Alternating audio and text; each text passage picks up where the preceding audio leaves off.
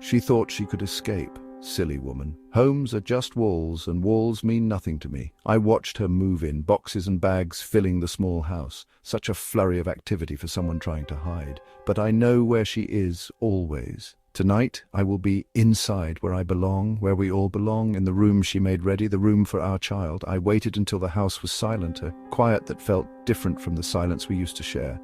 This silence was hers alone, a hollow space I intended to fill. The back door was easy, just like all doors are, when you know how to open them without sound. Inside, the air smelled of new paint and something sweet, baby powder perhaps.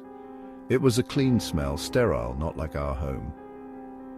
I moved through the rooms, each one empty, waiting. Upstairs I found it, the nursery. Pale blue walls and soft light filtering through a gap in the curtains. A cot stood in the center, small and white like a cloud. She had made it pretty, with mobiles of stars and moons hanging above. Toys were scattered about, soft things, brightly colored. But something was missing, something important, me. I stepped into the room and the floorboards made a tiny groan. She is not here. Not yet, but soon. She cannot keep us apart for long. I approached the cot and looked down. A small blanket, a pillow, all soft and new. And there, nestled amongst it all, a teddy bear, a cheap, shop-bought thing, not special enough for our child, not chosen with love. She had not put it there, but I had. I picked up the teddy, its fur rough against my fingers. It was a placeholder, a silent promise. I placed it back in the cot, arranging it carefully as if it were already holding our baby. Then I looked at the chair in the corner. A rocking chair, gentle curves and soft cushions. It was for me, for us. I sat down, sinking into the fabric. It moved smoothly back and forth, a soft creaking sound in the stillness. I began to rock, slow at first, then a little faster. My eyes were on the cot, on the teddy, on the space where our baby would sleep. This is right, this is how it should be. I imagined her here, sitting beside me, holding our child. We would rock together, watching our little one sleep. A perfect picture, but it was not real yet. She was not here, not yet. I leaned forward, resting my arms on the cot's edge. The teddy's button eyes stared back at me, blank and unseeing. I lowered my head, my face near the soft toys and blankets. I could almost smell the baby scent, faint and sweet. It would be stronger soon, very soon. I stayed there, in the chair, rocking. The room was quiet except for the gentle creak of the wood. Outside the world went on, oblivious to what was happening within these walls, but I knew what was meant to be, and I would make it happen. The night deepened, the light outside faded completely, leaving the nursery in soft darkness. But I did not need light to see. I could see it all, the future, the family, us together. It was so clear in my mind, so real. I rocked and rocked, the chair a comforting rhythm in the still house. Time moved differently here, inside these walls, inside this feeling. It stretched and compressed according to my thoughts, my desires. And my desire was simple, to have them both back. I reached out and touched the teddy again, its fur cool under my hand. It was a poor substitute, but it would do for now, a promise, a sign. She would understand, she had to. The house settled around me, old wood and new plaster finding their place together in the quiet. I was part of it now, connected to it, to her, to everything that was supposed to be, and I would not be moved. I stayed in the chair until the first hint of grey touched the edge of the curtains. The coming of morning, a new day. A step closer to everything becoming right. I stood up, careful not to make a sound. I looked at the cot one last time, at the teddy watching over the empty space. Then I turned and left the room, moving back through the silent house, each step familiar, each space waiting. Downstairs the back door was still unlocked, still open for my return. I stepped out into the cool morning air, the garden quiet and still. Across the lawn I could see the kitchen window. A light flickered on. She was awake. She would be going about her morning, unaware of my visit, unaware of what I had left behind. But soon she would know, very soon. I watched the window for a moment longer, then turned and walked away, back into the quiet streets, back to where I would wait for her to understand, wait for her to come back, wait for us all to be together again. It was just a matter of time, and time I had plenty of. She will see it today, the teddy. She will know I was there, she will know I'm still here, and she will know what must happen next. It is inevitable, we are bound together. She might try to run, try to hide, but there is nowhere she can go where I cannot find her, nowhere. The thought made me smile, a small, private smile just for me. The morning air felt fresh and clean, the world bright and new. Today is the day things start to change. Today is the day she begins to understand. Today is the day the teddy will be discovered, and then we will see. I will be watching, always watching. The house seemed empty without him shouting. It had been quieter since he told me to go, quieter than I ever wanted it to be. But I was still here. He might have thought I was gone, packed away with the boxes he'd watched me carry out. He was mistaken. I had moved some things, yes, made it seem as if I had listened. Foolish man. He believed it all. Now every room felt different, charged with something he couldn't name. I could feel it, a sort of tense energy that vibrated under the surface of everything. It pleased me. The dog started acting peculiar days after he imagined I'd left for good. The small, yappy thing, always underfoot, began to avoid the door to the basement. It would stare at it, ears pointed forward, a low whine escaping its throat. At night I'd hear it from upstairs, short, sharp barks aimed directly at the basement door, even when nothing was there. He would call the dog back to him, a soft word or two, and the barking would stop. But the tension wouldn't. It hung in the air, thick and unseen, like dust motes in a sunbeam. He appeared puzzled by it, glancing at the basement door himself sometimes, a frown creasing his forehead he did not understand. The weather turned foul. Grey clouds gathered, dark and bruising, and the wind picked up, rattling the windows in their frames. Rain lashed against the glass, a constant drumming sound that filled the house. Perfect. The lights flickered once, then twice. He muttered something under his breath as the room plunged into darkness, a proper darkness, the kind that eats light, swallowing it whole until you cannot see your hand in front of your face. I moved carefully in the gloom, used to the layout of the house, even in the absence of light. He fumbled for a torch somewhere in a drawer, cursing quietly as he bumped into furniture. The beam of the torch cut through the blackness, a shaky circle of yellow light dancing across the walls. He was going down there, I knew it. He always checked the fuse box in the basement when the power failed. Routine, predictable. He muttered again, something about fuses and storms as he made his way to the basement door. I was already there. The basement door creaked open. He stepped inside, the torch beam leading the way, jumping across the damp concrete steps. The air down there was cold, carrying the earthy smell of damp soil and something else, something metallic and sharp. The torch beam swept across the room, catching on boxes stacked against the wall, the old washing machine in the corner, the workbench cluttered with tools. He moved further into the space, the torch trembling slightly in his hand. He turned his back now to the stairs, the yellow light painting the basement in stark contrasts of light and dark. Then he noticed me. I stood still in the deepest part of the blackness, away from the weak beam of his torch. I did not move. I did not speak, I just waited. Let him see me for himself, let the realization dawn in his eyes. For a moment he simply stared. The torch beam wavered, casting elongated shapes that danced and shifted on the basement walls. He blinked, then blinked again, as if unsure of what he was seeing. His mouth opened slightly, but no sound came out, just a breath, hitched and uneven. He took a step back, nearly tripping over a box behind him. The light from the torch shook more violently now, jumping around the room before settling back on me again. He could see me clearly now. No mistake. I was there. In my hand I held a kitchen knife, not a large one, just a simple blade from the cutlery drawer. It gleamed faintly in the torchlight, a small sharp point of reflected yellow amidst the encompassing blackness. I raised it very slightly, just enough to catch the light to make sure he saw it. His eyes fixed on the knife. The colour drained from his face, leaving him pale and ghostly in the torchlight. He swallowed, a visible bob in his throat. He remained still, frozen, unable to move, unable to speak, just staring. The only sound was the rain hammering against the windows above, and the faint, persistent whine of the wind outside, and his breath coming in short, shallow gasps. I remained still, my eyes locked onto his, the knife steady in my grip. The basement air cold and damp around us. He just stood there, trapped in the circle of his own torchlight, facing me in the dark. The key rattled in the lock, a small sound that meant freedom for her, but something else entirely for me. I had been here, inside her space, for what felt like a long time, arranging everything just so. The house was quiet, still holding the daytime heat. A perfect stage for what was about to unfold. The scent of her perfume, faint but familiar, still hung in the air. a ghost of her presence that I had been breathing in, making it my own again. Everything needed to be perfect, a scene set for a reunion, a twisted family dinner where only some of us would truly be present. The front door opened with a soft push, and I could sense her entering, the shift in the atmosphere almost tangible.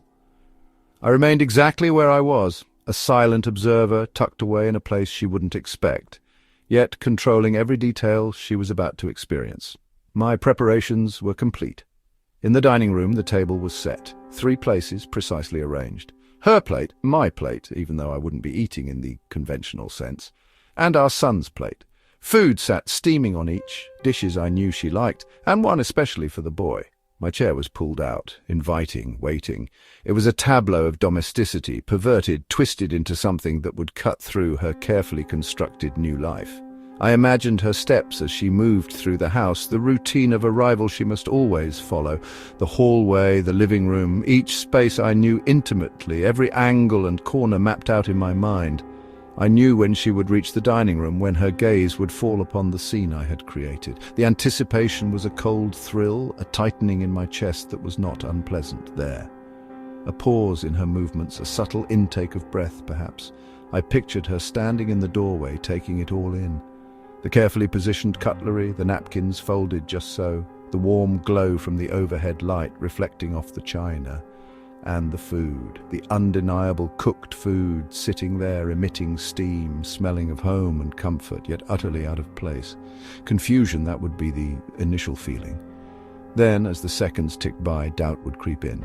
Had she made dinner and forgotten? No, impossible. She was meticulous, organized. She would know instantly if she had prepared a meal like this.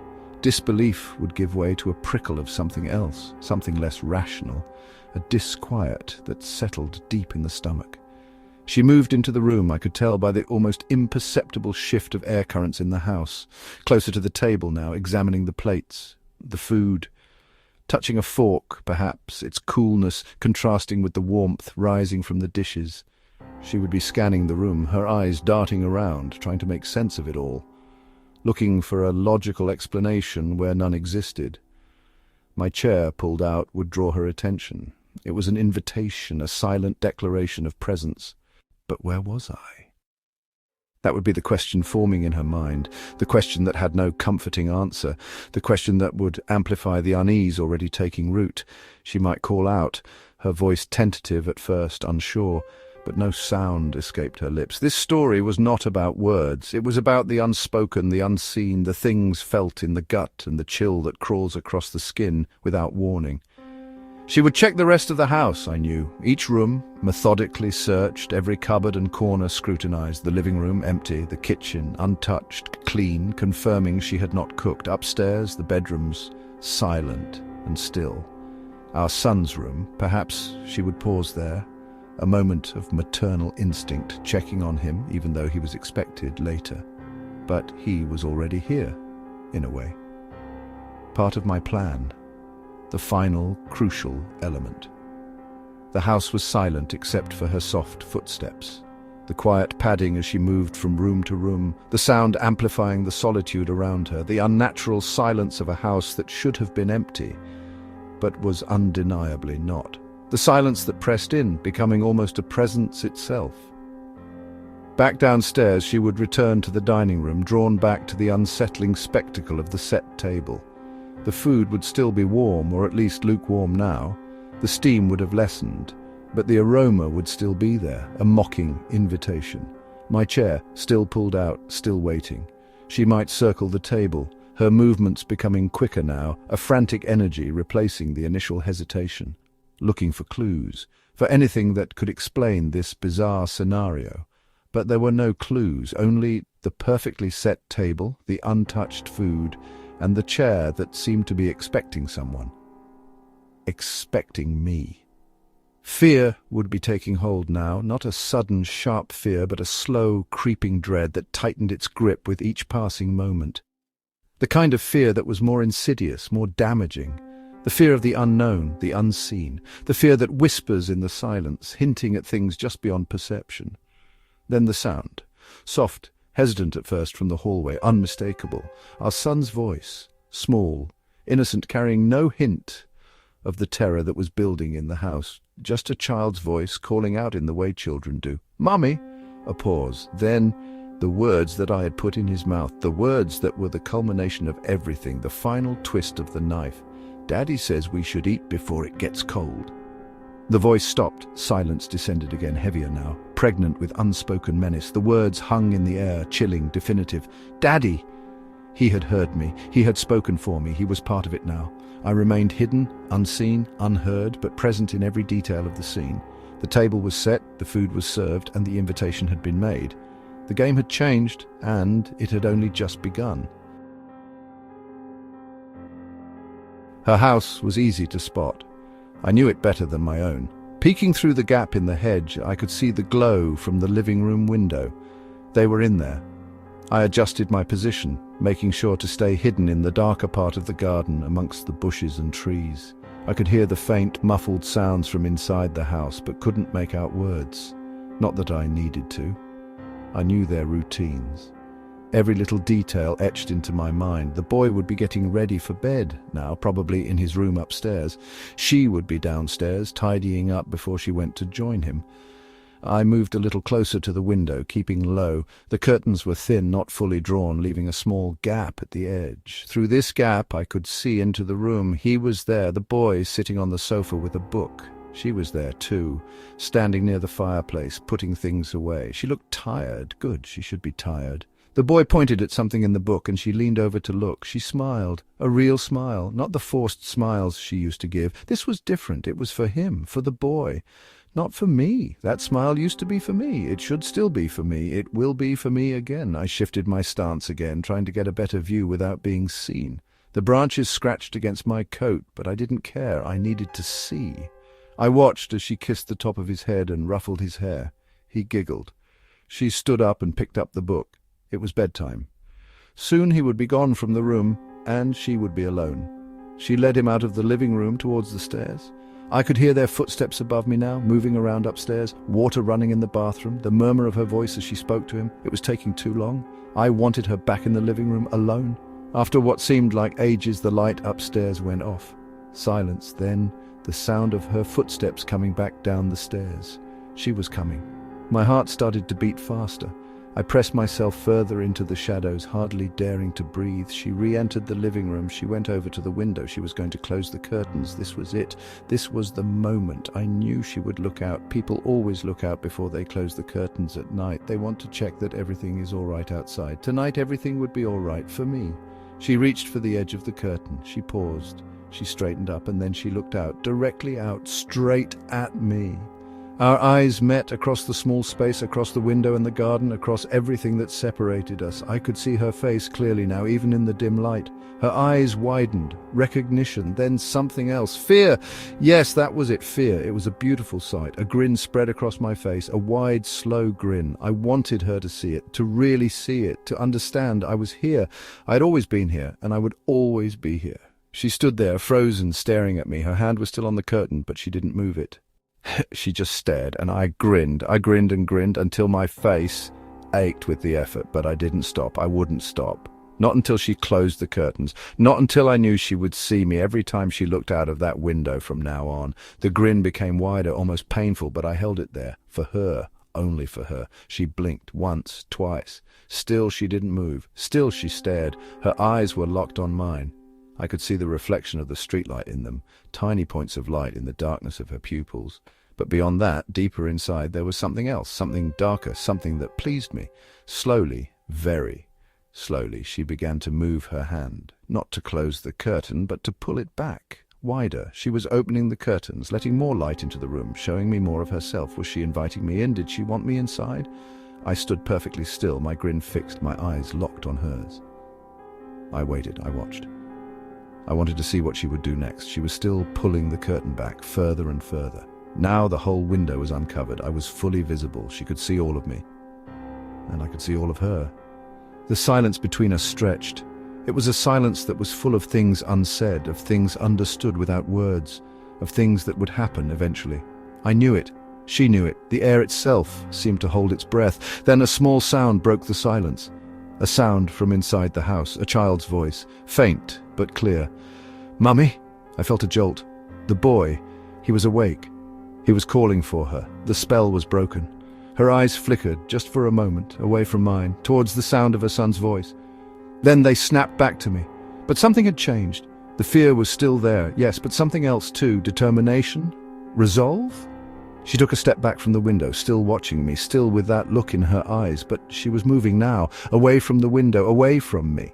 She turned her back to me completely and walked away, into the deeper shadows of the house, towards her son. The curtains remained open, the window was bare. I was still there, outside, grinning, but she was gone. Inside, with him. I stood and watched the empty window. The light from the living room spilled out onto the garden, illuminating the space where she'd been standing, where we had looked at each other.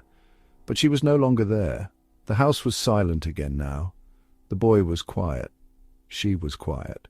Everything was quiet, except for the beating of my own heart, and the slow, steady tick of time, each second passing, each moment taking me further away from the moment we had shared, and closer to the next.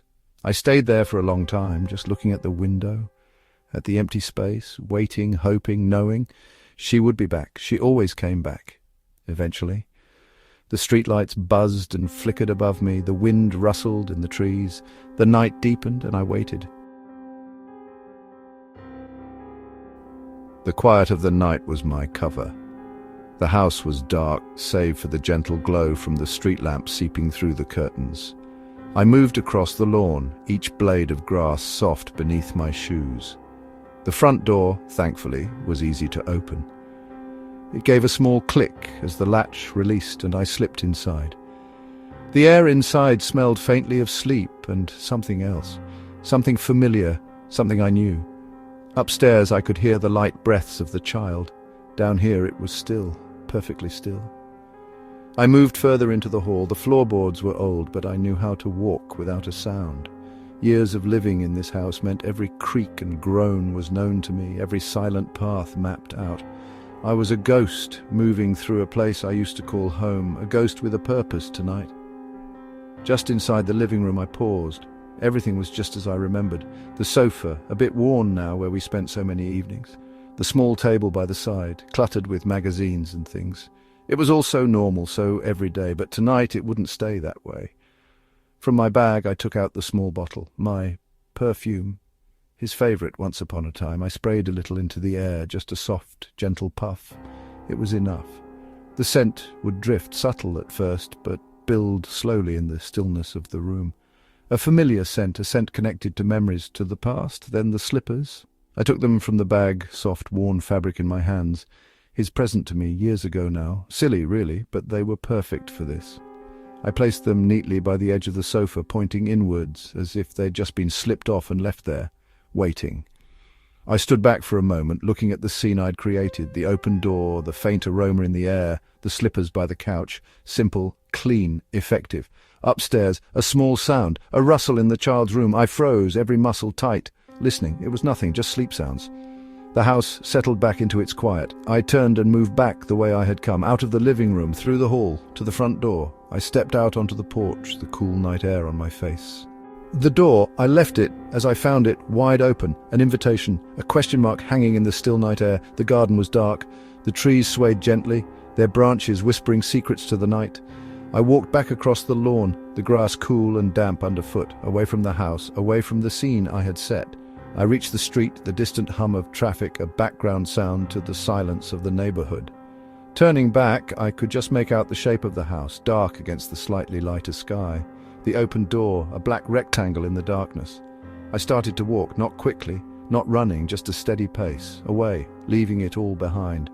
The house, the scene, the unanswered questions. The night was silent around me, holding its breath, waiting for morning, waiting for the discovery, waiting for the questions to begin, waiting for the confusion, the creeping dread, the slow dawn of fear. The air was still and cool. The streetlights cast long pools of light on the empty pavements. No one was about, just me and the night, and the scene I had left behind in the quiet, dark house. I continued walking further and further away. The house receded into the distance, becoming smaller and smaller, until it was just a shape against the night.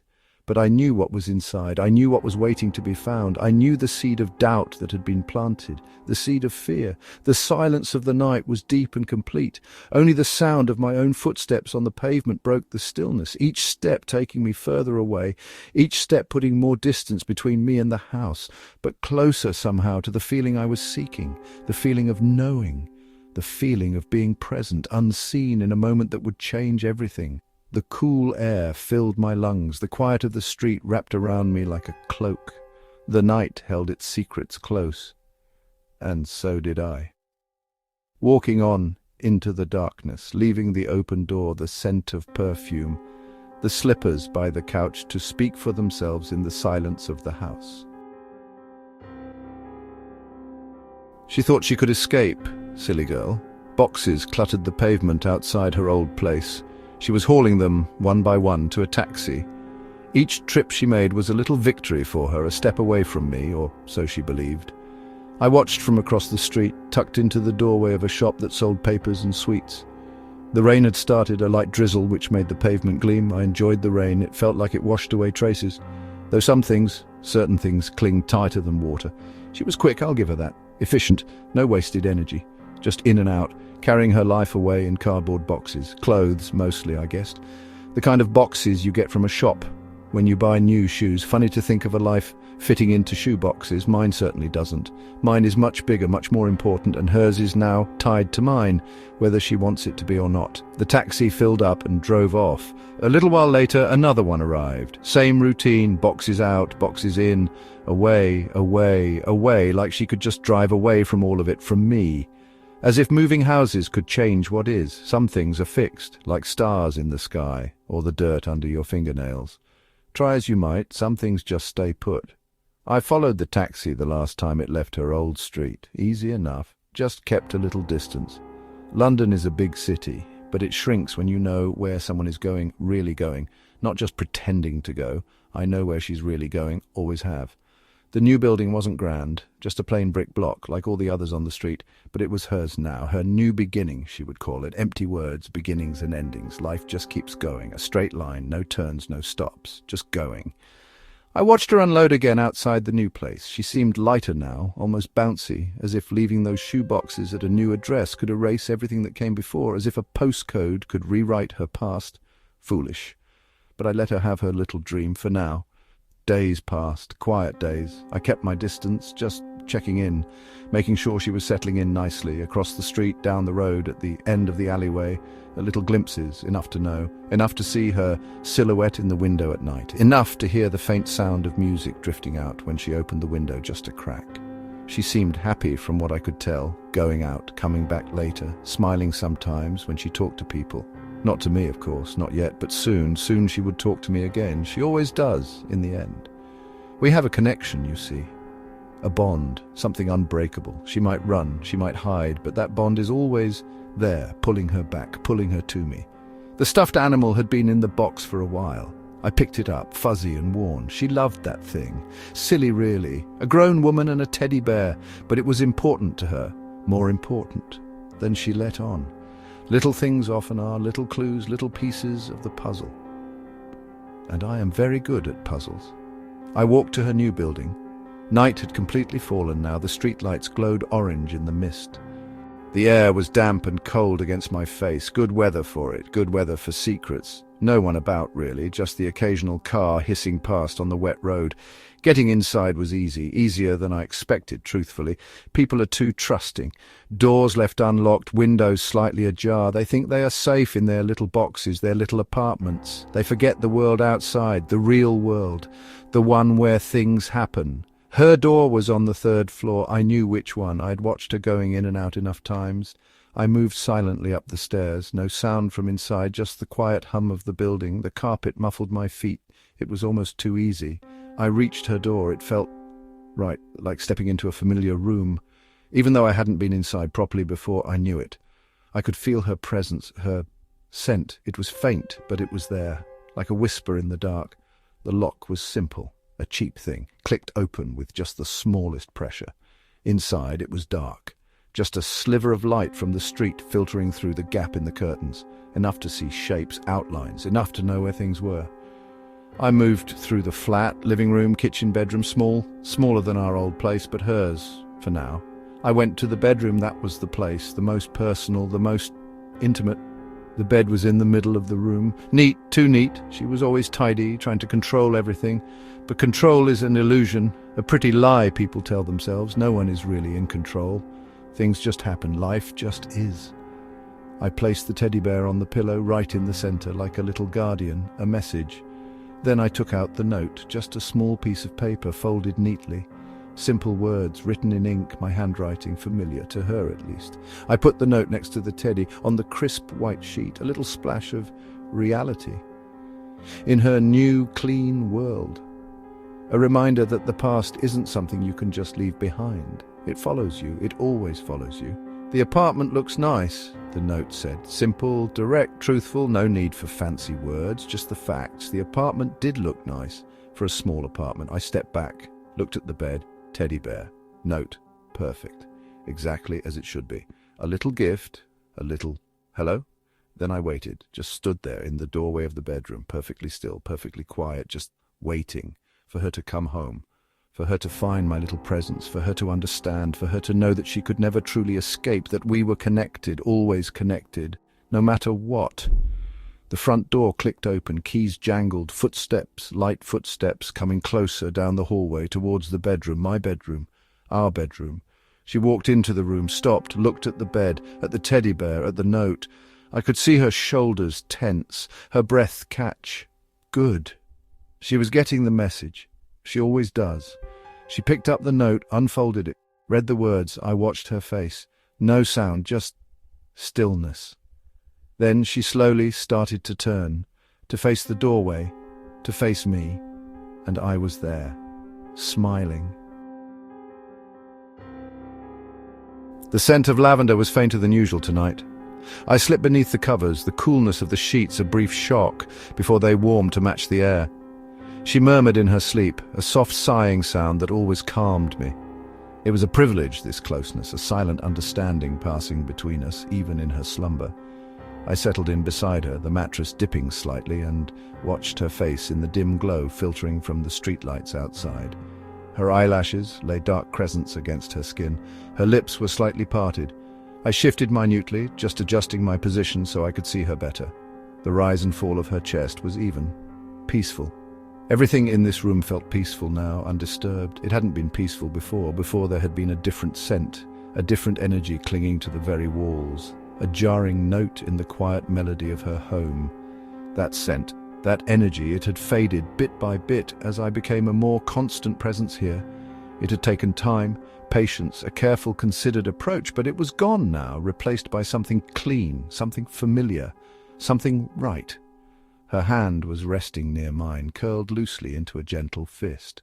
I watched it for a moment, the delicate curve of her wrist, the slender fingers. I knew every detail of her hand, every line, every curve, every shade of pink. I knew the way her skin felt, soft and smooth, sometimes cool, sometimes warm. I knew how her fingers would intertwine with mine, a perfect fit, a connection meant to be. She stirred again, a little more this time. Her brow furrowed slightly, a tiny crease appearing between her eyes. I held my breath perfectly still, waiting. This was the delicate part, the moment of transition between sleep and waking, the moment when the subconscious frays and reality sharpens. Her eyes fluttered open. Dark pupils, wide and soft with sleep, met mine. There was a pause, a beat of silence, where nothing moved but the air in our lungs. Then a flicker of something in her gaze. Confusion, perhaps, or maybe something sharper. It was hard to tell in this light, in this space between worlds. She blinked, slowly this time, drawing herself further from sleep's embrace. Her gaze remained fixed on my face. I didn't move, didn't speak, simply kept my eyes locked with hers, waiting for recognition to dawn, waiting for understanding to surface, waiting for her to see me, really see me, here beside her again. Her hand, the one that had been resting near mine, twitched, a small, involuntary jerk. Then another. A current of tension seemed to flow from her across the small space separating us. The air in the room shifted, became less still, less peaceful. Her gaze continued to study my face, searching, probing. The confusion in her eyes was being replaced now, slowly, by something else, something colder, something sharper. I could see it forming, crystallizing behind her pupils. Doubt. and then something beyond doubt. Something edging into the territory of alarm. She drew back slightly, a nearly imperceptible movement, but enough to break the fragile connection between our hands. The distance widened, a tiny gulf opening in the space between us. A gulf filled with the unspoken, the unseen. Her eyes flicked downwards, darting away from my face. For a fleeting moment I followed her gaze, though I already knew where it would land. On my arm, resting on the white sheet. My arm, which was not the arm she expected to see there, not the arm that should have been there. Her breath hitched, a small, sharp intake of air. Her eyes snapped back to my face, wider now, pupils dilated, swallowing the soft brown of her irises. The colour had drained from her cheeks, leaving her skin pale in the dim light. She reached out, her hand trembling slightly towards the bedside table, towards the phone resting there. I watched her fingers stretch out, a slow, measured extension, as if each millimetre was a monumental effort. A silent scream growing in the space around us. Her fingertips brushed against the cool glass of the screen. Then she grasped it, her grip tightening, knuckles whitening. She didn't look away from me, her eyes locked on mine, even as her thumb moved over the screen, finding the button. The sudden flare of white light split the darkness. It illuminated the room, harsh and stark, banishing the soft shadows. It illuminated her face, frozen in a mask of dawning horror. And it illuminated mine. She stared. The light from the screen reflected in her wide, terrified eyes. She saw me clearly now, definitively, undeniably. No trace of sleep remained in her gaze. Only pure, raw fear, a fear that resonated through the quiet room, vibrating in the very air between us. The light painted the details of my face, the planes of my cheeks, the set of my jaw, the familiar shape of my eyes. The face she had known, the face she had tried to leave behind. The face she had thought was gone from her life forever. Her fingers loosened slightly on the phone. It tilted in her grasp, the beam of light shifting, dancing across the room, then settling once more on my face, as if seeking confirmation. As if still, somehow, hoping against hope that her eyes were deceiving her, that the light was playing tricks. But there were no tricks, only truth, only reality, stark and undeniable in the cold white light. I remained still, allowing her to see, to understand. There was no need for words. The silence itself spoke volumes. The silence screamed. Her lips parted, a silent gasp escaping. Her body recoiled, pulling away from me, pressing back against the headboard, as if trying to burrow into the wall to escape, to disappear. But there was nowhere to go, nowhere to escape to. I was here, and I was not leaving. The phone remained clutched in her hand, the flashlight beam unwavering, illuminating my face, bathing me in its cold, revealing light. And in her eyes, I saw it, the pure, unadulterated terror, the chilling, dawning realization. She knew, she finally knew. And in that moment, a profound satisfaction settled within me, a sense of completion, of things being set right, of order being restored. The door gave way under my touch. The lock was simple, childish, really. Inside, the air felt stale, untouched. He liked it like that, I knew, methodical, ordered, easy to disrupt. The television was the obvious place to start, power cord located, plugged in. Screen flickered to life, a generic menu. Remote on the table, predictable, channel switched, that dreadful program.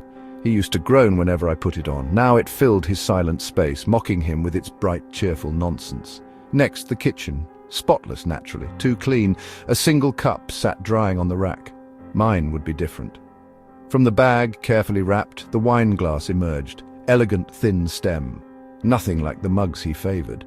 A gentle placement in the draining rack amongst his mundane kitchenware. Out of place. A subtle shift in the landscape of his carefully constructed safety. From the kitchen, the living room. Bookshelves neatly arranged, spines aligned, cushions plumped on the sofa. No sign of life, real life, just a sterile stage set.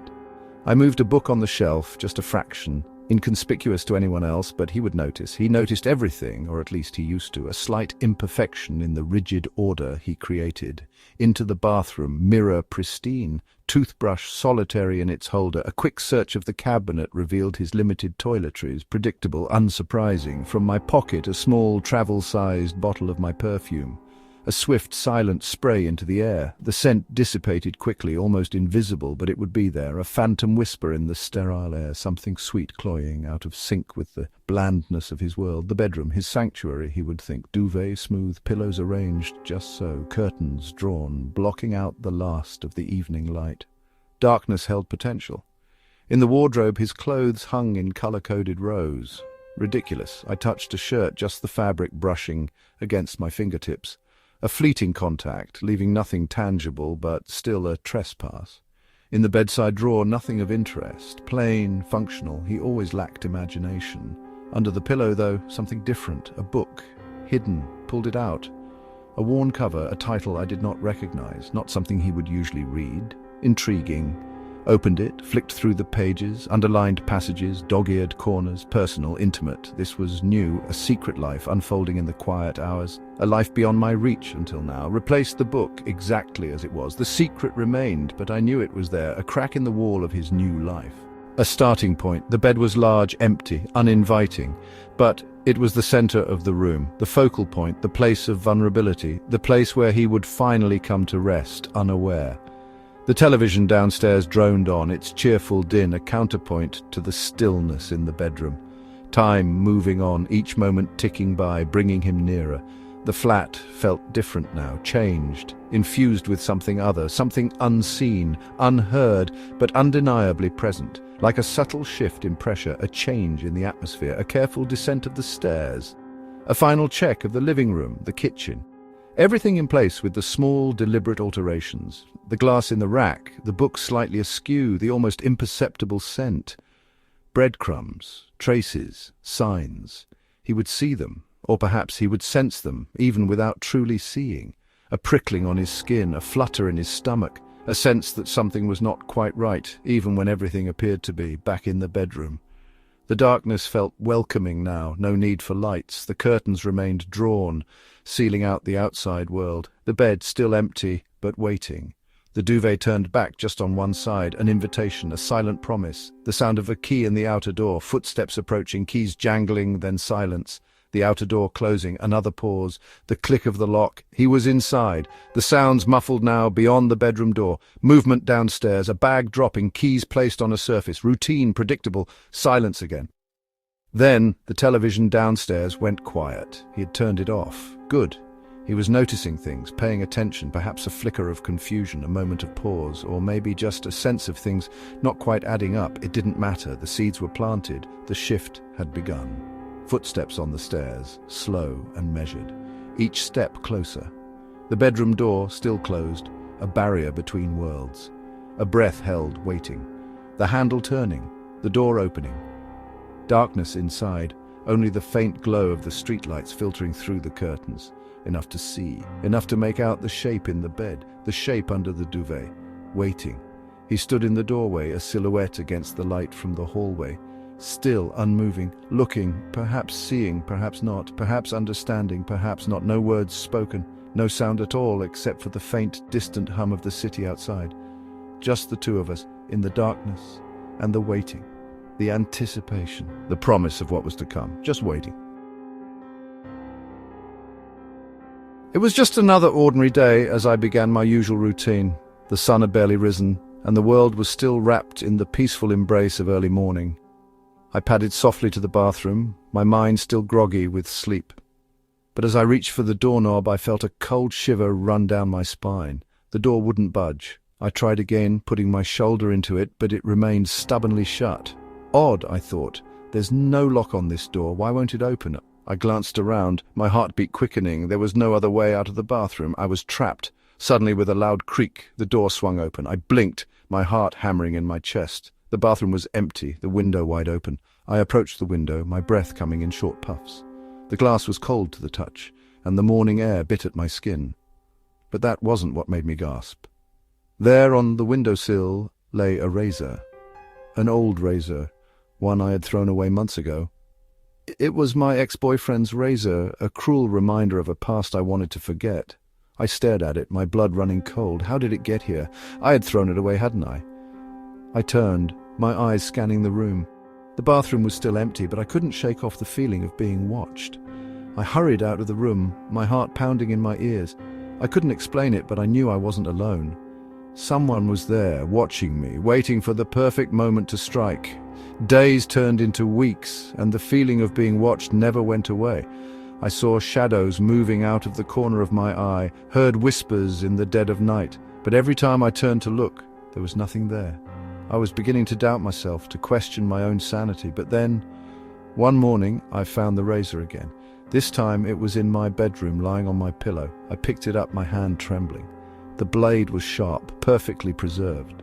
I knew then that I wasn't imagining things. Someone was stalking me, leaving me gifts laced with malice and fear.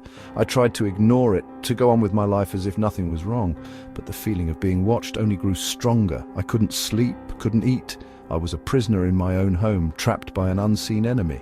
And then, one night I saw him, standing in the shadows, watching me with cold, dead eyes. He was there, but not there, a ghost from my past come to haunt me. I screamed, but no sound came out. I tried to run, but my legs wouldn't move. I was frozen in place, a deer in the headlights. And then, as suddenly as he appeared, he was gone.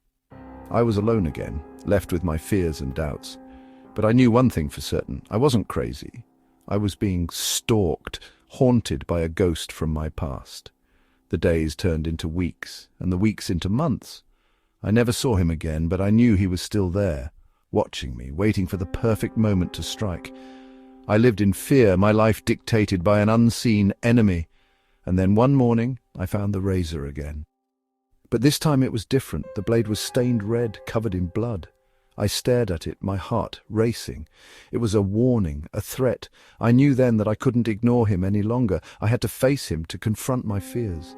I searched the house, every corner, every shadow, but he was gone, vanished into thin air. I was alone, left with my fears and doubts. But I knew one thing for certain. He was still there, watching me, waiting for the perfect moment to strike. And so I wait, alone, afraid, but determined. I won't let him win, won't let him control my life. I will face him, confront my fears, and end this once and for all. But until that day comes, I will live in fear, haunted by a ghost from my past. The razor is still there, a chilling reminder of the danger that lurks in the shadows. I know he's still there, watching me, waiting for the perfect moment to strike. But I won't give.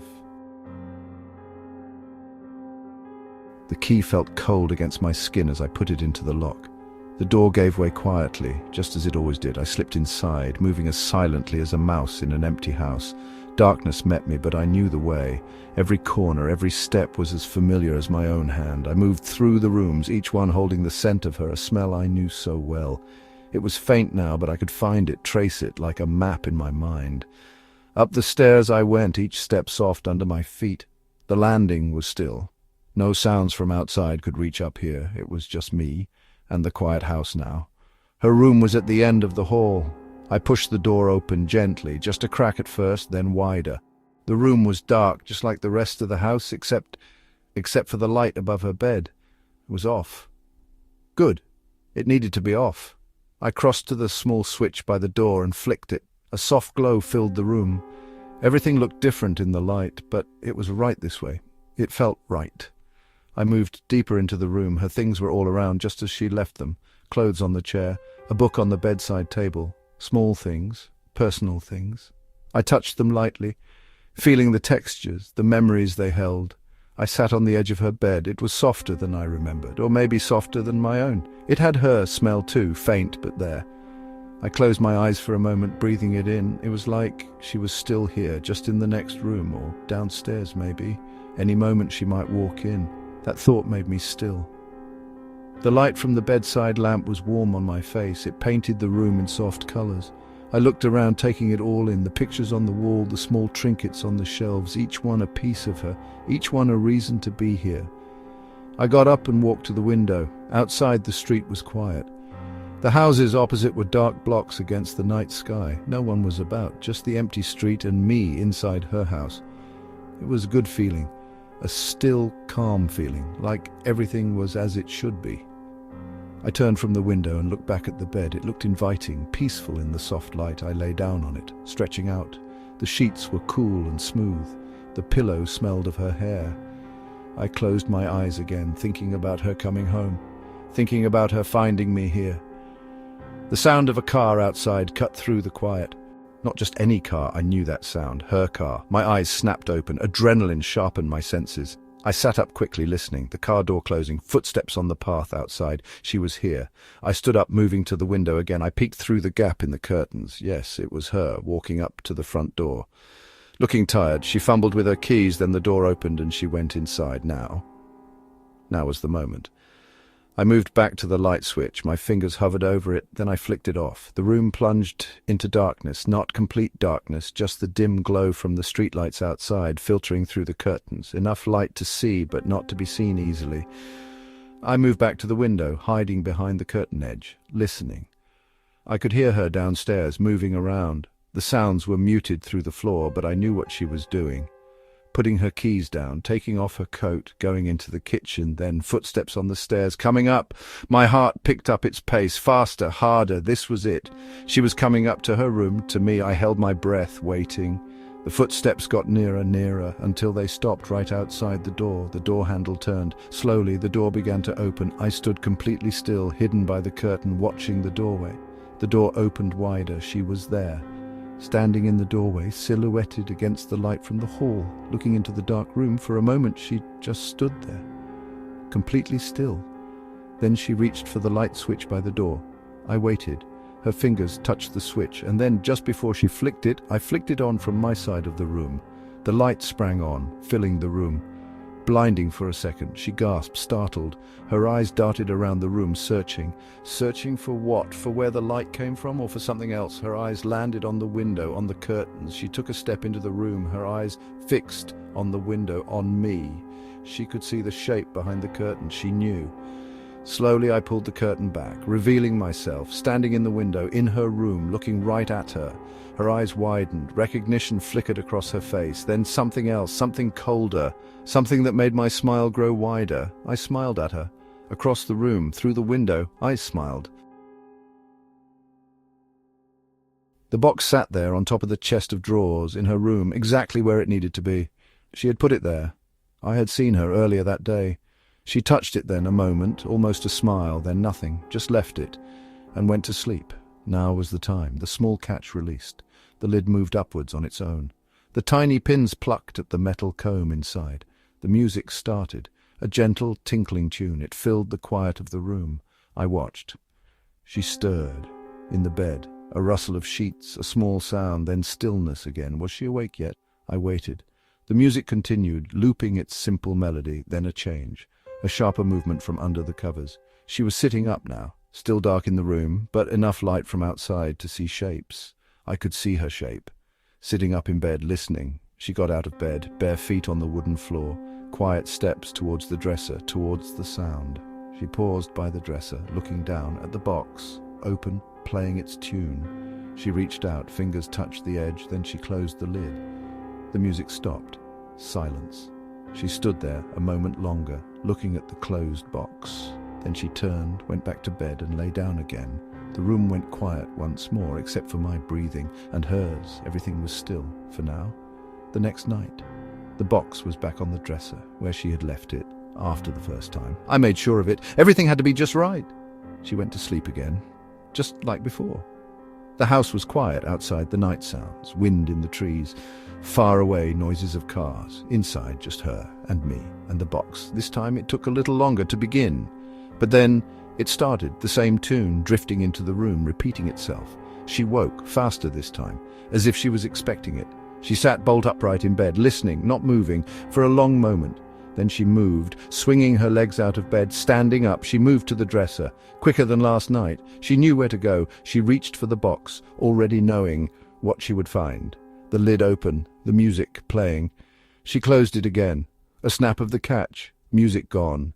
She picked up the box, held it in her hands, looking at it, then she put it down. Not on the dresser top, but inside the drawer. She opened the top drawer of the dresser, placed the box inside, and shut the drawer, pushing it firmly closed. No more music now. She went back to bed. I watched. From the dark, the drawer was closed. The box was inside, but it would not stay there. The third night, the box was not on the dresser now, not on top, not in the drawer. She had hidden it, I knew where, under the bed, pushed far under, where she thought it would be safe, silly woman. It would not be safe anywhere. Not from me. She slept. Deeply, it seemed. No stirring, no sounds, just regular breathing. The perfect time to move it, to place it where it needed to be, for the next stage.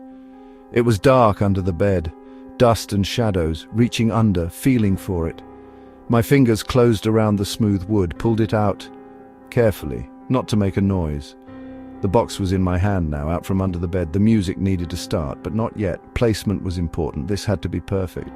I moved towards the bed, slowly, quietly. Right next to her, where she lay, she was still asleep, her face turned away, hair spread on the pillow. So peaceful she looked. Too peaceful. That would change. Very soon. I lifted the covers. Just a little. Enough space. Next to her head, on the pillow, right there. I placed the box, gently down, on the pillow, next to her. Then I opened the lid, the catch released. The mechanism started. The music began, right next to her ear. The tune filled the small space around her head. She woke, instantly. A gasp. Her eyes snapped open. She turned her head. Movement in the dim light. She saw it. The box, right there. On the pillow, next to her face, playing its tune. So close, too close. I watched her eyes grow wide with something new, not just confusion, not just surprise, something else, something better, fear. That was it. Fear in her eyes, looking at the box so near, and the music playing for her, and only her. She stared at it, frozen, unable to move, just staring at the box on the pillow, next to her head, playing its tune for her and me. I had made the decision to leave my wife, tired of her emotional instability and manipulative ways. I packed my bags and moved into a small apartment, hoping for some peace and quiet. But soon after I moved in, I began to hear strange noises at night. At first, I tried to ignore them, telling myself it was just the old building settling. But the noises grew, louder and more frequent, keeping me up at night. One evening, I woke up unable to move. I could feel my heart racing as I struggled to break free from the paralysis that had overtaken my body. And then I felt it, the overwhelming sensation of someone breathing just inches from my face. I managed to turn my head, and to my horror, I saw my ex-wife injecting drugs into my arm. I tried to scream, but my voice was trapped in my throat. I could only watch as she injected me again and again, a twisted smile on her face, and then everything went black. When I woke up, I was disoriented and confused. I couldn't remember what had happened, only that I had been injected with something. I looked around my apartment, but there was no sign of my ex-wife. The strange noises continued, growing louder and more insistent. I could feel my anxiety mounting as I tried to figure out what was going on. I couldn't shake the feeling that I was being watched, that I was not alone. And then one night, I saw her, standing in the shadows, watching me with a cold, calculating gaze. I tried to move, to run, but I was still paralyzed with fear. I could see the needle in her hand, could see the drugs coursing through my veins. I knew then that I was trapped, that there was no escape. I don't know how much time has passed since then. I can't remember the last time I slept through the night or the last time I felt truly safe. All I know is that she's still out there, watching me, waiting for her chance to strike again, and I can only hope that one day I'll be able to break free from her grasp and escape from this nightmare once and for all. But until then, I'm trapped in my own personal hell with no way out, and I can only wonder, will I ever be free? Or will I be haunted by my ex-wife's ghost for the rest of my days? It was easy to get in, even with the shiny metal on the door. They think bits of metal keep me out. Foolish. I know how these things work. I always have. The air in here is different at night, still but not calm, like holding your breath. I moved around downstairs, dark shapes of furniture, familiar. I know this place better than she thinks, better than she knows herself maybe. Up the stairs, each step quiet, careful not to make a sound. It's a game, and I like to play games, especially this one. Outside her room, the door solid, another piece of metal, another small problem. Not a real problem. More like a little puzzle. These things are made by people, and people make mistakes so that they can be understood. I understand them. Inside, it smells of her. A sweet smell. It fills the room. It fills me up too, in a way, like breathing deep, making me stronger. She is asleep. still under the covers, just a shape in the bed. But I know she's there, I can sense it, like a warmth coming from under the blankets. I moved around the room, quietly, looking at things, her things, bits and pieces, small things, meaningless things to most people, but not to me. They tell a story, her story, and I am part of that story now. I always have been. The door to the room was shut, I opened it, just a little click. Then it was open, like it was meant to be. I left it like that, open a bit, just enough to notice, just enough to make you think. Then downstairs again, into the other rooms, same thing. Doors shut, I opened them, not wide, just a crack, enough to show they were not shut properly, enough to plant a little seed. Back upstairs, to her room again. I checked on her, still asleep, still the shape in the bed, unknowing. That is the best part, the unknowing. Like she is in one world and I am in another, but really we are in the same world, just she does not know it yet. Out of the house then, back into the night air, cooler air. The game is done for tonight, but the game goes on, it will go on. The next night, I went back, same thing, easy to get in. The metal pieces are nothing. They are there to make people feel safe, not to make them safe. Safety is an idea, not a thing. Inside again, dark and still, up the stairs to her room. Door shut again, like she shut it, like shutting it matters. It does not matter, not to me, in her room. She is asleep again, always asleep. When I am here, she is always asleep. It's better that way, easier. I moved about the room again. Touched things, small things, moved them just a little bit. A book turned the other way, a picture moved an inch, things you might not notice straight away, but things you will notice eventually, things that make you pause, things that make you think, what was that?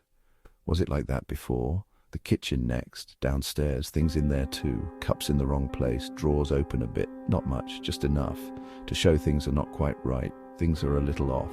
Outside again, night air. The game goes on, it is a good game, each night the same. Getting in, moving around, changing small things, opening doors, moving objects, making things just a little bit different, just enough to notice, just enough to wonder.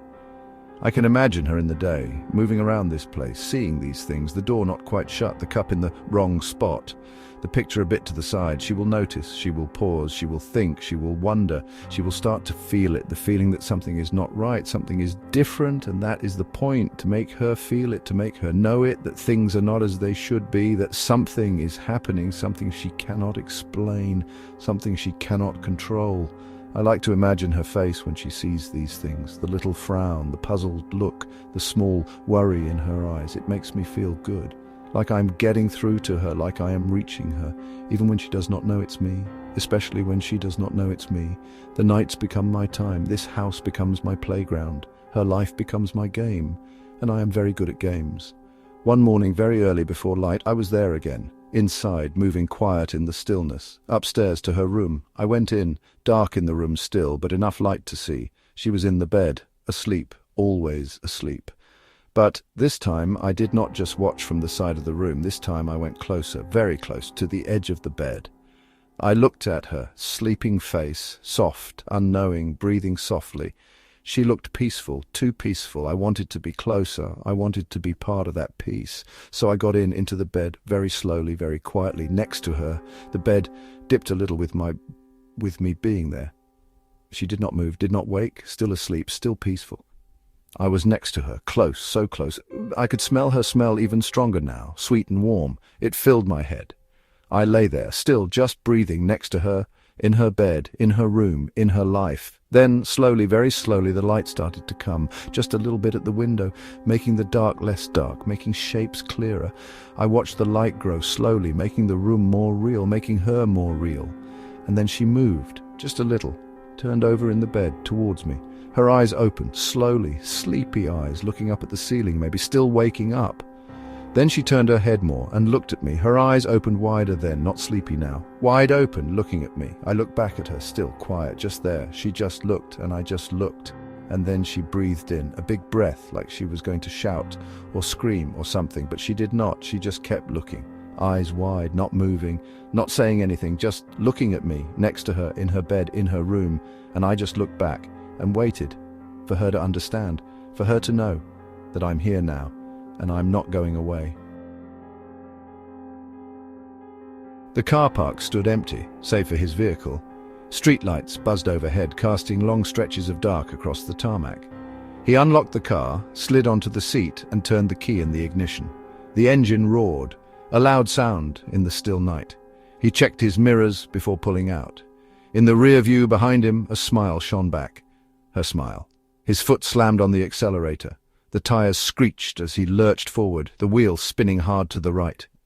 He was not thinking about steering, not thinking about controlling the car at all. There was only the image in the mirror, burning itself onto his mind. That smile directed at him from the back seat, impossibly, unbelievably there. The world became a blur of flashing lights and rushing sounds, a chaotic mix of headlights and street signs whipping past in a dizzying stream. He gripped the steering wheel, knuckles white, hands shaking, trying to regain control, trying to get away from the smile. Then everything exploded, a sound of tearing metal, of shattering glass, of impact so hard it felt like his bones would break. Darkness rushed in, swallowing the flashing lights, drowning out the screaming sounds. There was nothing. Then, slowly, awareness returned. A dull ache pulsed through his head. His body felt stiff, constrained. He opened his eyes, his vision blurry at spots, slowly focusing. He was lying down. He was lying in a bed. The room was familiar, very familiar. The wallpaper, faded flowers on a cream background, he knew it. The wardrobe in the corner with its chipped varnish, the desk by the window, scarred with old pen marks, he knew them all. This was his old bedroom, their old bedroom. Panic coiled in his stomach, a cold, tight knot. He tried to move, his arms wouldn't budge. He strained against something holding his wrist down. Fabric. Ropes, maybe? He couldn't see properly in the dim light. He tried his legs, the same restriction. He was held down. The door opened, a soft sound. The squeak of hinges he remembered so well. Light from the hallway spilled into the room, illuminating her as she stepped inside. She closed the door behind her, the click echoing in the quiet space. Then she turned, and her smile was back. Even brighter now, wider. It stretched across her face as she walked towards the bed, towards him. She moved with a calmness, a grace that was deeply unsettling. Her eyes, fixed on him, never wavered as she came closer and closer. He watched her, frozen, unable to speak, unable to move except to struggle uselessly against the bonds. She reached the bed, her smile never faltering. She leaned over him, her face inches from his. He could smell her perfume, the same one she always wore, a sickly sweet scent that now made his stomach churn. She reached out a hand, her fingers brushing against his cheek. He flinched, pulling his head away as far as he could against the pillow. Her smile only widened. "Hello, my love," she whispered, her voice soft, gentle, like she was speaking to a child or a pet. "We're together now." She settled herself onto the bed beside him, her body warm against his side, too warm, suffocatingly warm. She snuggled close, her arm wrapping around him, holding him tightly against her. He was trapped in this room, trapped in this bed, trapped by her. And that smile was still there, inches from his face, as she murmured into his ear. "Forever," she breathed. "We'll be together forever now." The room was silent except for her soft breathing and the beat of his own heart pounding in his chest like a trapped bird. He stared up at the ceiling, at the familiar cracks in the plaster, knowing with a cold certainty that settled deep in his bones that she meant it.